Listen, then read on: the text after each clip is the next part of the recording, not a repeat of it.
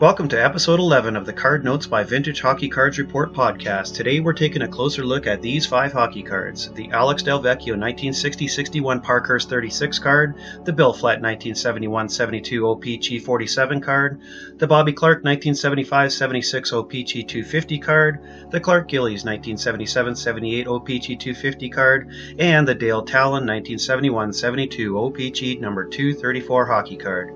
Let's get on with it. Enjoy. The Alex Delvecchio 1960-61 Parkhurst number 36 hockey card. Written on the back of the card, here is a player who has everything it takes to be a superstar. Now playing his 11th season with the Wings, Delvecchio is still only 29. He plays either center or left wing, but has played more center. Winner of the Lady Byng Memorial Trophy in 1958-59, he made the second All-Star team in 1952-53 as a center, and again in 1958-59 as a left wing, called Fats by his teammates.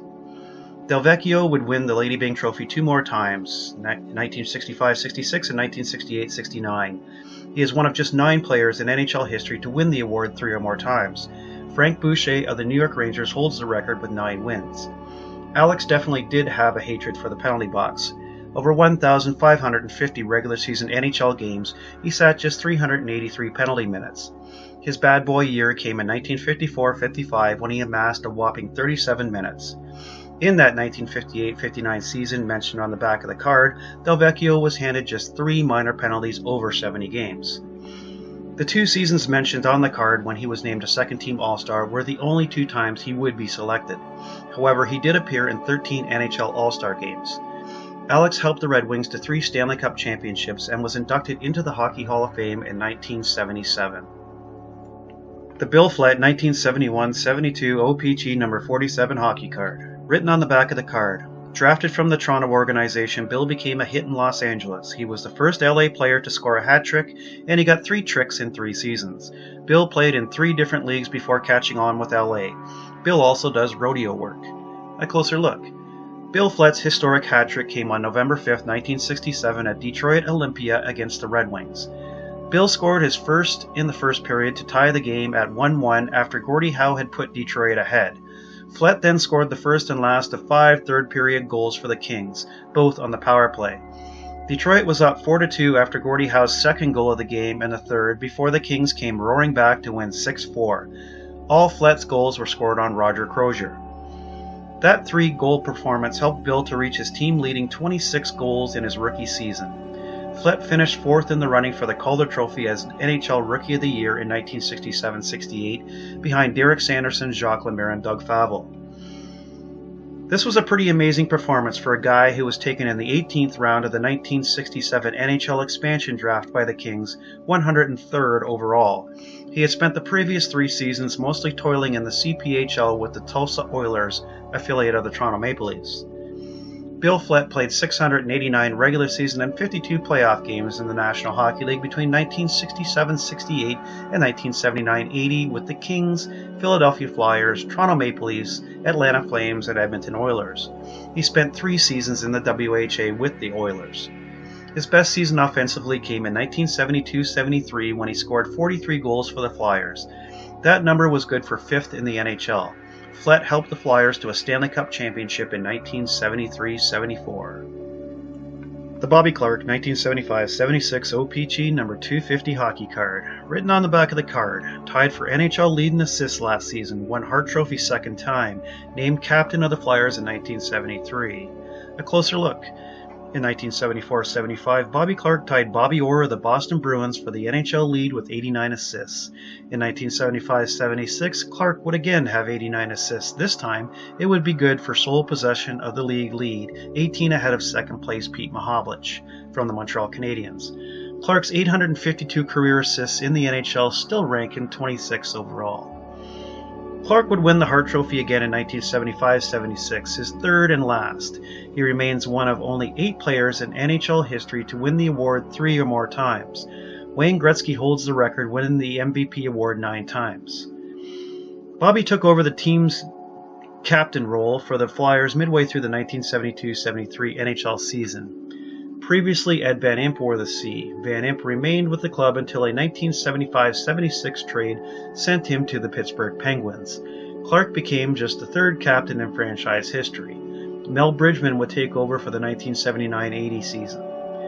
Bobby Clarke played 1,144 regular season and 136 playoff games in the NHL between 1969-70 and 1983-84, all with the Flyers. He helped the team to 2 Stanley Cup championships and was inducted into the Hockey Hall of Fame in 1987. He played in all 8 games for Canada at the 1972 Summit Series against the Soviet Union. The Clarke Gillies 1977-78 OPC 250 hockey card. Written on the back of the card, possessor of the hardest shot among the Islanders, he's an excellent skater who's continually improving his puck handling each season with the club. He set new single-season club mark by scoring 34 goals for Islanders during 75-76 season. Closer look. His 34 goals scored in 1975-76 no longer even ranks him in the top 50 for the New York Islanders.